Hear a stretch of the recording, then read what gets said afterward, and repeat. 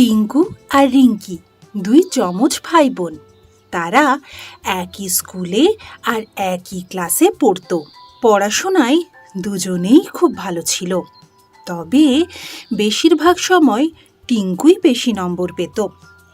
এবার যখন তারা দুজনেই সাইকেল কেনার জেদ ধরল, তখন বাবা একটি শর্ত রাখলেন।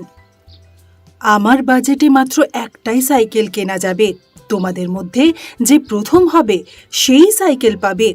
বাবার কথা শুনে দুই ভাই বোন মন দিয়ে পড়াশোনা করতে শুরু করলো। কিন্তু টিঙ্কু ছিল একটু বেশি চালাক।